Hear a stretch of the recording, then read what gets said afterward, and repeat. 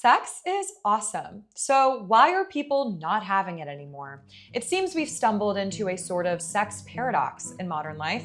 Everything is sexual, and yet nothing is sexy. In 2000, Jennifer Lopez infamously wore a dress so scandalous that it led to the creation of Google Images. Nowadays, we're yawning by the time the seventh celebrity in a naked dress walks the red carpet. An overabundance of sexual images has made us feel less interested. We have free-loved our way into no love. College girls are selling pornography of themselves on OnlyFans to fund tuition payments, while men pay for the opportunity to text them. Meanwhile, regular women are no longer being approached by men in real life, with genuine connection becoming more taboo than anonymous virtual prostitution. So, what is going on? Is everyone consuming sex while no one is having it? I have a theory. Today on Check Your Premises, we are talking about the porn problem.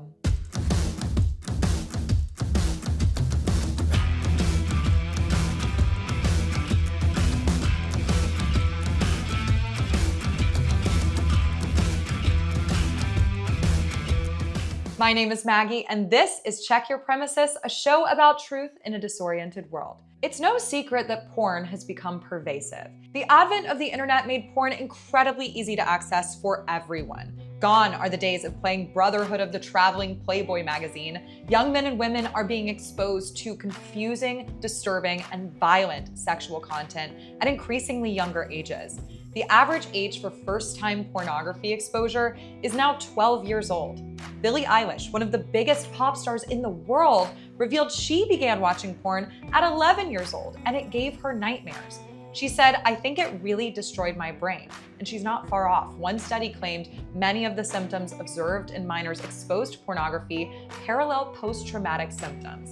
And now, Gen Z, the first generation to experience virtual adolescence and this online sex education, is reportedly uninterested in having sex.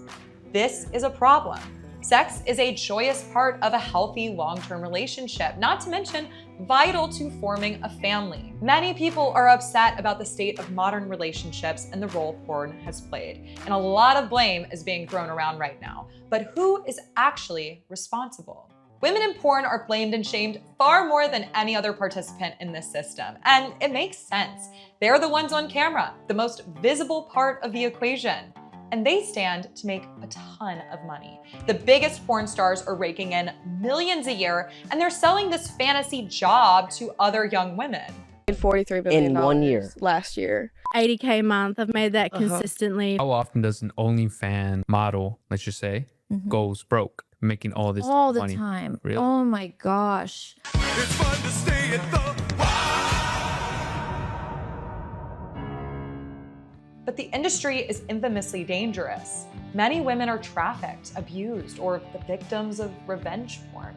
The consenting ones have degrading images that follow them long after they leave, leading to lifelong reputational damage. Former OnlyFans star Nala Ray continues to face extreme backlash years after quitting the industry and speaking out against it, and many others have faced a similar fate. What are your thoughts on Nala Ray? Nala Ray did the typical grift, which is I'm going to do and then say sorry after and pretend I'm sorry, but keep the money. But young women and men are still being lured into sex work by the glamour and money promised to them.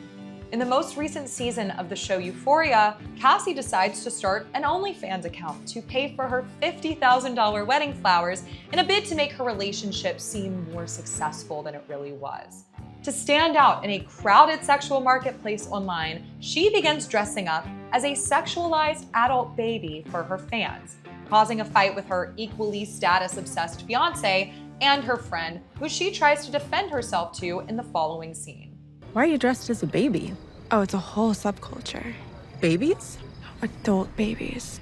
Ew. Who wants to see an adult baby? Some people do. It's huge. I keep getting all these requests. Teething rings, bassinets. Some people even want to see me wear a diaper. What? That's sick. I know, right? Then why are you doing it? Well, if I don't, someone else will. It's just supply and demand. It's a common refrain. If I don't do it, someone else will, and then they'll make all the money. So, are the customers to blame for the porn problem? Let's be clear. porn would not exist without the porn watcher. Without a demand, supply has nowhere to go. It becomes unprofitable. And the truth is, the majority of men and many women are watching porn. So there is a huge pool of customers to sell to. This video is not to shame or cast aspersions on porn watchers, but to urge caution. Take it from one of the top OnlyFans creators, Camila Araújo. If you can convince someone that No, I you're in a hear that. relationship No, I with get fucking it. Sophie Rain, they're buying it. It's bro. You know how much like one person spent like what $1.4 million in a year? Like you are selling an illusion. You're selling a relationship. You're selling an experience. She said something revealing. They're selling an illusion. This illusion is distracting and intoxicating for many. The problem with porn consumption is not that we should feel ashamed of sex or practice total denial of our desires. It's about not faking reality. It's that in engaging with a false version of something great, we miss out on the greatness of the real thing. We begin to value the image of sex over the real experience of it. We begin isolating, avoiding contact with the opposite sex, and our relationships fall apart. Is it bad if he follows OnlyFans girls? Deep sigh. Yes. Young men in their retreat from the actual reality of social interaction, they're retreating to pornography, prostitutes, OnlyFans. Ayn Rand once said she regarded hardcore pornography as unspeakably disgusting. This is an author who infamously wrote sex scenes into her novels during a time of great public prudishness, but Rand understood how to capture the precious parts of it. She said, "I do not regard sex as evil, I regard it as good, as one of the most important aspects of human life, too important to be made the subject of public anatomical display." Those unfamiliar with Rand's philosophy of objectivism may assume that she'd be just fine with porn producers and consumers. The consumers because they're satisfying their desires, and the producers because they're acting selfishly to maximize profit, even if at the expense of others' health and relationships. But a lot of these porn users, porn stars, and porn producers are not living in accordance with their stated values and are creating far worse outcomes for themselves in the long term. Many consumers rationally know their porn habits are making them unhappy, but feel helpless and shift blame onto the porn stars, while many porn stars cynically engage with desires they find immoral and disgusting to make a quick buck. This mutual hatred has led to the proliferation of one of the oddest media landscapes in the history of the internet, the manosphere. Many of the largest streamers and podcasters in the world garner millions of dollars in views by exploiting feelings of shame in their viewers. They invite on porn stars, degrade them for the enjoyment of disgruntled viewers who often send super chats insulting and demeaning the women. This ultimately amplifies the porn stars' platforms even more by putting their faces in front of potential customers. And some of these streamers take it a step further and act as pornography pimps for women in the industry, profiting even more off the prostitution they claim to despise. Louis Theroux's Inside the Manosphere documentary exposed many of these grifters as profiteers of pornography.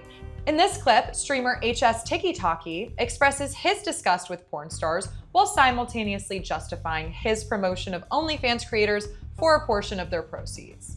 The interview you did with Bonnie Blue, I thought was You saw interesting. that? Yeah, it was interesting. I just think she's disgusting, bro. I just think she's absolutely repulsive. You've got 500,000 people on your Telegram, right? Yeah, And you're advertising OnlyFans girls on yeah, there. Do you think there's a contradiction there? no. Because I openly say I don't give a fuck and I'm doing it for money. I don't care about, The morality of it? I know it's not good. I say to people, don't watch porn. He claims his kids will live a good life because he's made lots of money off people's vices. But what kind of world is he creating for his kids to live in? What is so striking about figures like HS Tiki is their lack of integrity. If you want to live a healthy, full life, your actions should be aligned with your values. When you live an incongruous life, you build a world not even you want to live in. There is not enough money, cars, or porn to satisfy the gnawing hunger for alignment. What no one wants to face about the porn problem is that no one wants to take responsibility for their part in the equation. This industry is thriving from a lack of accountability, and grifters are thriving from the shame users feel when engaging with it. If you want healthy relationships and a happy inner world, you should reconnect with healthy expressions of sexuality that align with your morals. But for the broader public, restoring healthy sexuality is a harder hill to climb. The porn problem doesn't have a neat solution, but I think it's up to each individual to examine what is serving them and remove what isn't. I hope you guys like this video. Thank you so much for watching. Remember to hit like, subscribe, and leave me a comment telling me what you think about this issue. And I'll see you all next time. Ciao. Thanks for watching this video. At the Atlas Society, we are engaging 1 billion young minds with the ideas of Ayn Rand. You can help by tapping that subscribe button below or make a donation right here on YouTube or at atlassociety.org.